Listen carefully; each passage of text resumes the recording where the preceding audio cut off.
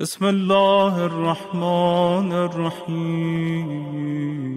Be پہنچی دربار خلافت میں اور اس کے بعد بی نے اپنا حق بیان فرمایا اور 4 گواہ پیش کیے۔ علی ابن ابی طالب علیہ السلام کو کیوں بی نے گواہ کے طور پر پیش کیا؟ کیوں سلمان و ابوذر کو پیش نہیں کیا؟ اگر کسی عام انسان کی بڑے سے بڑے صحابی ہوں انہیں رد کر دیا جائے تو انسان فاسق ہوتا ہے، اور علی ابن ابی طالب کو رد کر دے تو انسان کافر ہوتا ہے۔ یہ دونوں فرق ہیں، یہ آپ جانتے ہیں۔ اور بی نے اس پورے مقدمے کا مقصد یہ تھا کہ 2 راہیں پر کھڑا کر دیا اس شخص کو کہ یا تو مجھے سچا کہو اور حکومت چھوڑ دو، اور یا جھوٹا کہو اور جنت چھوڑ دو۔ اچھا، امام حسن اور امام حسین علیہ السلام کو پیش کیا بطور گواہ۔ یہاں پر بھی ایک بہت بڑی مصلحت یہی ہے، دیکھیں جب کوئی گواہی دے رہا ہوتا ہے کسی کے حق میں، اسے سچا سمجھ کے گواہی دے رہا ہو، یعنی امام حسن اور امام حسین علیہ السلام اپنی والدہ کے حق میں گواہی دے رہے ہیں اس بات کو، تو ظاہر ہے کہ وہ صدیقہ کبریٰ ہیں۔ امام حسن علیہ السلام سیدہ شباب اہل الجنہ ہیں۔ اچھا، اگر فرض کیجئے کہ مسلمان اس گواہی کو بھی نہ مانے تو حسن اور حسین کون ہیں؟ جو حالت نماز میں پشت رسالت پر سوار ہوتے تھے۔ میرے ساتھ رہیے گا اگر آپ میرے ساتھ ہیں تو۔ حسن اور حسین وہ ہیں جو حالت نماز میں پشت رسالت پر سوار ہوتے تھے۔ تو اگر ان گواہیوں کو بھی رد کر دیا جائے تو جو سوار ہونے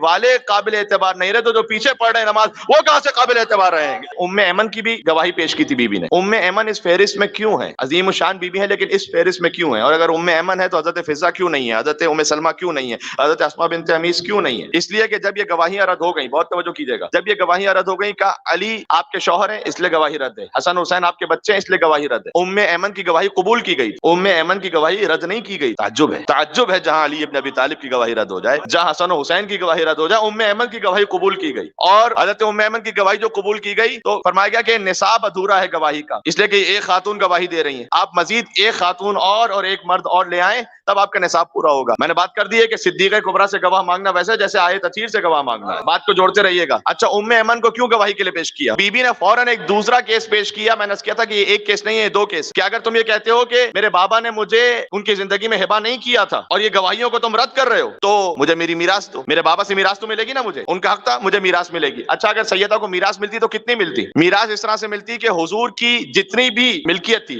اس کو 8 حصوں میں تقسیم کیا جاتا، 8 برابر کے حصے، ان میں سے 7 حصے سیدہ کے تھے۔ اور کیجئے گا، اگر ایک شخص کا انتقال ہو جائے اور اس کی اولاد بھی ہو اور ازواج بھی ہوں یا زوجہ ہوں تو 7 حصے ملیں گے اولاد۔ اب مسلمان کتنی بھی بیٹیاں مان لے، رسول اللہ کی وفات کے بعد کوئی اور بیٹی نہیں تھی سوائے صدیقہ کبریٰ کے، یہ تو طے ہے۔ اگر ہے صاحب خلد بری تو لے آؤ، فراز عرش ہے ان کی زمین تو لے آؤ، نبی کی بیٹیاں اگر 4 ہیں تو بسم اللہ، مباہلہ میں قصہ میں کہیں تو لے آؤ، بات پہنچ رہی ہے۔ تو ہوا یہ کہ اچھا یہ گواہی ہے، گواہی رد ہو گئی کا وراثت، جو میری وراثت ہے وہ وراثت میں بی کو اگر وراثت ملتی تو کتنی ملتی؟ 7 حصے۔ تو جو 8واں حصہ تھا اس کا کیا ہوتا؟ 8ویں حصے کے 9 حصے مزید ہوتے کیونکہ رسول اللہ کی 9 ازواج اس وقت حیات، تو اس 8ویں حصے کے مزید 9 حصے ہو کر 9 ازواج میں تقسیم ہو جاتا، یعنی 8 میں سے 9واں حصہ ملنا چاہیے تھا ایک زوجہ کو۔ پہنچ گئی؟ وہ تو حسن ابن فضال نے امام ابو حنیفہ سے کہہ دیا تھا کہ مجھے تو یہ سمجھ میں نہیں آتا کہ جو بڑی شخصیات رسول اللہ کے ساتھ دفن ہے وہ کیسے دفن ہے، ان کو کس نے حق دیا تھا وہاں پر؟ اس لیے کہ دفن اپنی ملکیت میں ہوتا ہے انسان، وہ حجرہ رسول تھا۔ تو امام ابو حنیفہ نے پلٹ کر یہ جواب دیا تھا کہ چونکہ انہیں جو دفن ہے وہاں پر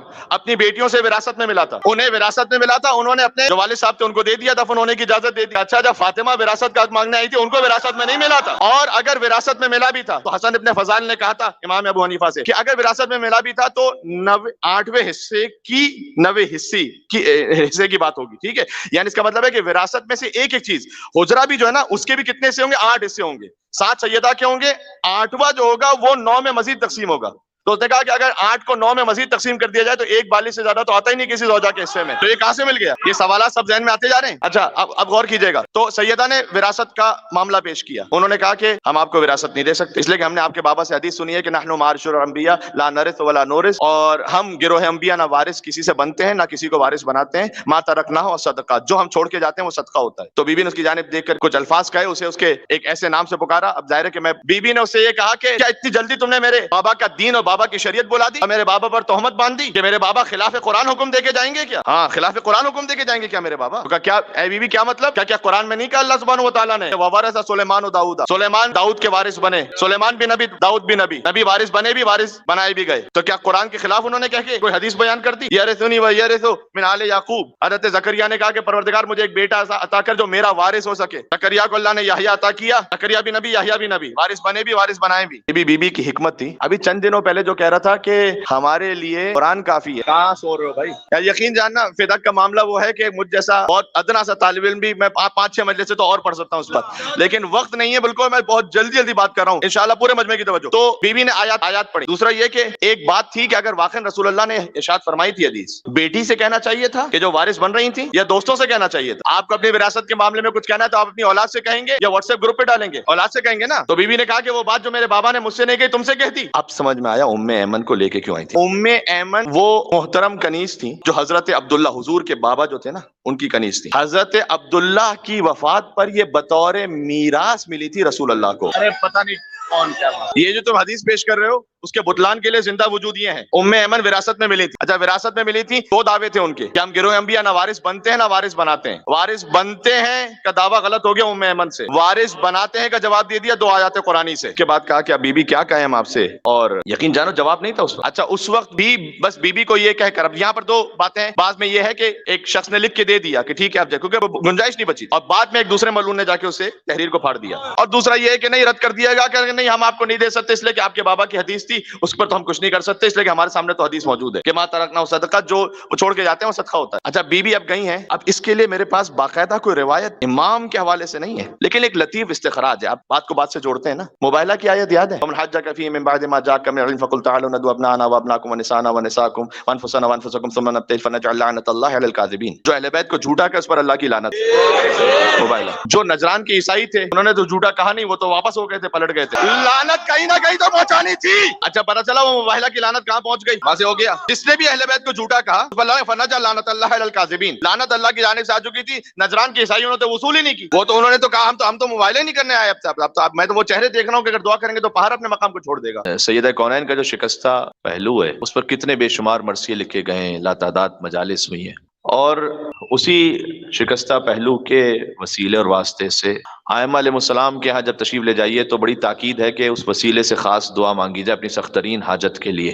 اور حضرت حجت کو بھی جب پکارا جائے تو ابن زہرا ادرکنی کہہ کے پکارا جائے، اے زہرا کے فرزند ہماری مدد فرمائیے گا. اور جیسے کہ کتنے ہی علماء کے واقعات میں اور مومنین کے واقعات میں ہیں کہ جب ائمہ علیہ السلام کے حرم میں پہنچے اور دعا قبول نہیں ہو رہی تھی کسی بھی مصلحت سے، تو انہیں حکم یہ دیا گیا کہ سیدہ کونین کے وسیلے سے امام کی خدمت میں دعا پیش کی جائے، اس لیے کہ یہ وہ وسیلہ اور واسطہ ہے کہ جسے مولا رد نہیں کرتے.